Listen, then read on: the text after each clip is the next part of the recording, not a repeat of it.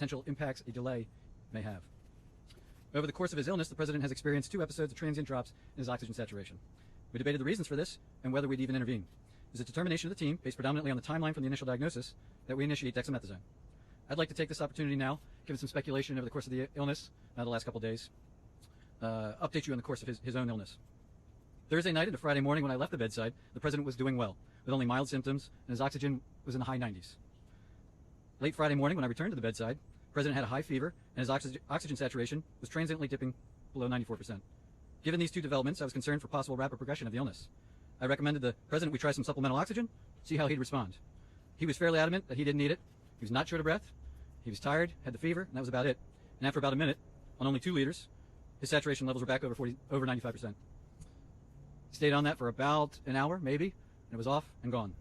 Later that day, by the time the team here was at the bedside, the President had been up out of bed, moving about the residence with only mild symptoms. Despite this, everyone agreed the best course of action was to move to Walter Reed for more thorough evaluation and monitoring. Now I'd like to invite up Dr. Julian to discuss current plan. Thank you, Dr. Conley. Before I begin a brief clinical update on the President's condition, I do want to reiterate my comments from yesterday regarding how proud I am to be a part of this multidisciplinary, multi-institutional team of clinical professionals behind me, and what an honor it is to care for the President here at Walter Reed National Military Medical Center. Regarding his clinical status, the patient continues to improve. He has remained without fever since Friday morning. His vital signs are stable. From a pulmonary standpoint, he remains on room air this morning and is not complaining of shortness of breath or other significant respiratory symptoms. He's ambulating himself, walking around the White House Medical Unit without limitation or disability. Our continued monitoring of his cardiac, liver, and kidney function demonstrates continued normal findings or improving findings. And I'll now turn it over to Dr. Garibaldi from Johns Hopkins to talk about our therapeutics and, again, our plan for the day. Thank you, Dr. Julian. I just wanted to, again, reiterate what an honor and a privilege it is to take care of the President, but to be part of such a talented and multidisciplinary team here at Walter Reed. The President yesterday evening completed his 2nd dose of remdesivir. He's tolerated that infusion well. We've been monitoring for any potential side effects, and he has had none that we can tell. His liver and kidney function have remained normal, and we continue to plan to use a 5-day course of remdesivir.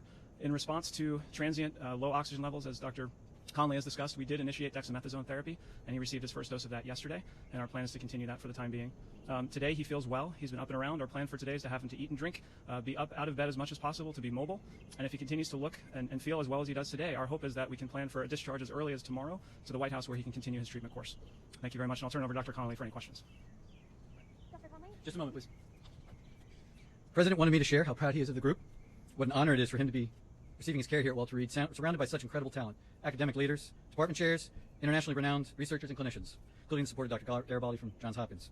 I'd like to reiterate how pleased we all are with the President's recovery, and with that I'll take your question. Thank you, Dr. Conley. You said that there were 2 instances where he had drops in oxygen. Can you walk us through the second one? And also I got a question for the lung specialist afterwards. Sure, yeah, yesterday there was another episode where he dropped down about 93%. He doesn't ever feel short of breath. We watched it, and it returned back up. As I said, we evaluate all of these, and given the timeline where he is in the course of illness, you know, we are trying to maximize everything that we could do for him, and we debated whether we'd even start it, the dexamethasone, and we decided that in this case, the potential benefits early on the course probably outweighed any risks at this time. Did you give him a 2nd round of supplemental oxygen yesterday?